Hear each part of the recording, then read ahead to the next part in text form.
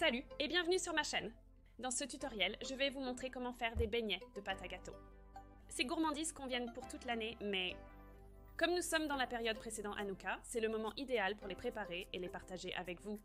Alors commençons. Pour commencer, je vais faire ma génoise habituelle.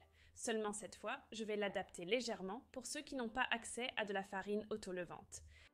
Comme d'habitude, je commence avec un peu de beurre fondu, du sucre et une petite quantité de pâte de vanille, et je commence à mélanger tout cela.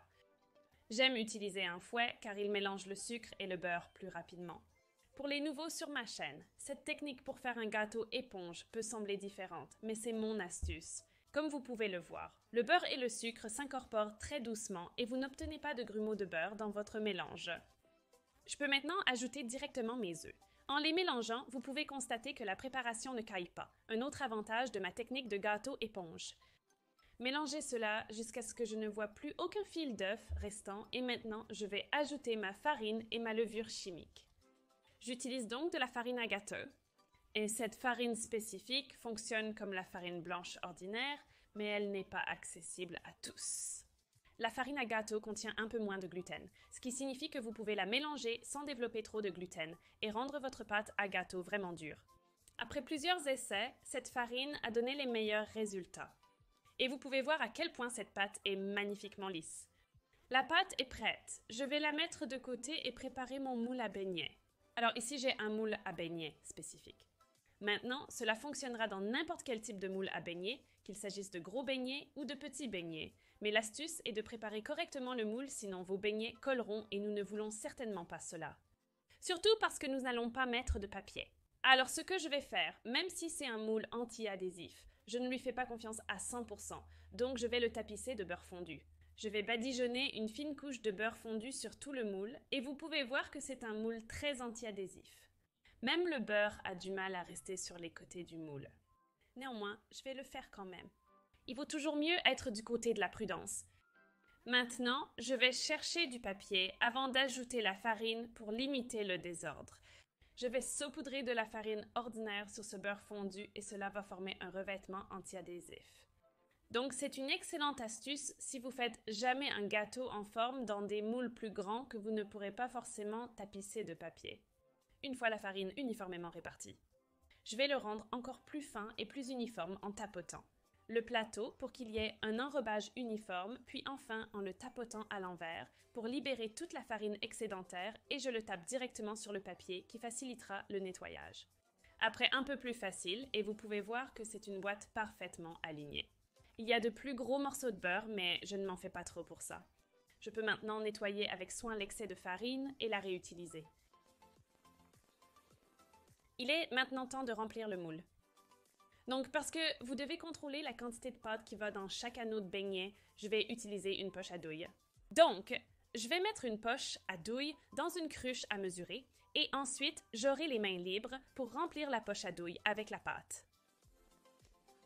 J'ai coupé un petit trou à l'extrémité et maintenant vient la partie légèrement délicate, c'est le remplissage des moules.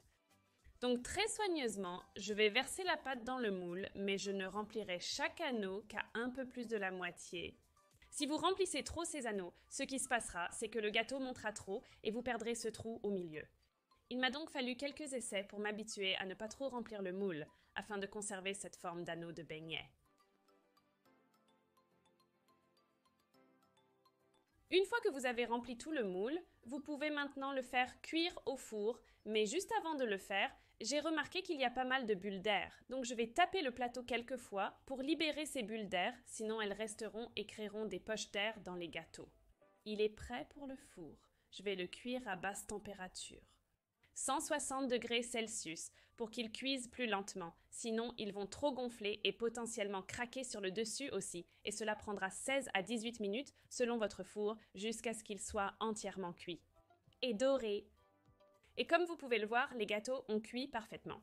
Je peux encore voir les centres de chaque beignet, ce qui signifie qu'ils n'ont pas trop levé, donc j'ai mis la quantité parfaite. Ils rebondissent quand je les touche, et maintenant il est temps de les laisser dans le plateau juste pour quelques minutes. Tout d'abord, le plateau est extrêmement chaud, mais aussi si vous essayez de les retourner trop tôt, ils peuvent se casser, donc après quelques minutes, le plateau n'est plus si chaud. Évidemment, soyez prudent lorsque vous le manipulez, mais maintenant il est temps de retourner les beignets. Donc je vais en fait mettre la grille de refroidissement sur le dessus et retourner le plateau, lui donner un petit coup et secouer et espérons, oui, ils sont tous sortis et ne sont pas collés au plateau. Regardez comme cette forme est parfaite. Je préfère en fait le dessous où le gâteau a touché le moule car je pense que c'est plus propre, mais vous pouvez décider quel côté vous voulez montrer. Comme pour tout gâteau, vous voulez les laisser refroidir complètement avant d'ajouter du beurre ou du glaçage. Sinon, le beurre fondra simplement. Je vais donc les laisser de côté pendant environ 1 heure et préparer du beurre et des décorations. Je sais que le beurre en tube n'est pas un glaçage traditionnel pour les beignets et vous pouvez toujours les tremper dans un glaçage, un mélange de lait et de sucre glace par exemple.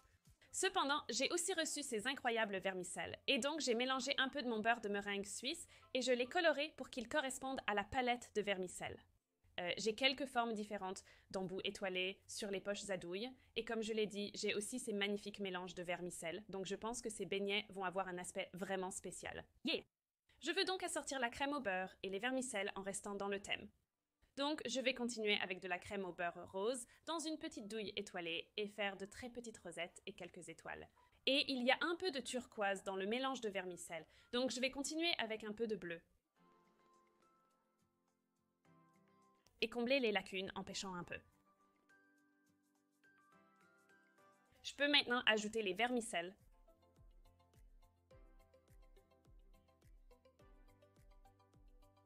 Et le rendre superbe, admirez sa splendeur. C'est très festif en effet. Le prochain mélange est un mélange plus doré et neutre, donc je vais mélanger un peu de crème au beurre de pêche et de crème au beurre rose pour le garder plus neutre, et ensuite ajouter les paillettes blanches dorées. Nous avons des tiges métalliques, des boules de chocolat et de plus petites décorations. Encore magnifique. Passons maintenant à un mélange plus typique de l'hiver. Je vais introduire des bleus et des verts. Et puis, j'ai pensé qu'il fallait l'éclaircir, alors j'ai mis un peu de pêche dessus. Et puis, bien sûr, les paillettes. Et j'adore les accents d'or sur celui-ci. J'utilisais donc évidemment les paillettes comme inspiration pour décorer ces beignets, mais bien sûr, vous pouvez les décorer comme vous le souhaitez. Et si vous ne l'avez pas déjà fait, allez voir mes recettes pour ma crème au beurre, qu'il s'agisse de crème au beurre de meringue suisse ou de glaçage américain. Les deux fonctionneront et vous pouvez totalement jouer avec ça. Comme mentionné, vous pouvez aussi les glacer avec un glaçage fin, comme dans ma vidéo sur les shortbread. De mes bases. Alors décidez quelle voie vous voulez emprunter et bien sûr, amusez-vous simplement avec. Et voilà mes beignets de gâteau garnis de crème au beurre coloré et ces magnifiques paillettes. Ils ont l'air trop tentants, alors je dois en prendre une bouchée et c'était aussi délicieux que je pensais que ça allait être. On ne peut pas se tromper avec du gâteau. J'espère que vous avez apprécié ce tutoriel et que vous essayerez d'en faire vous-même.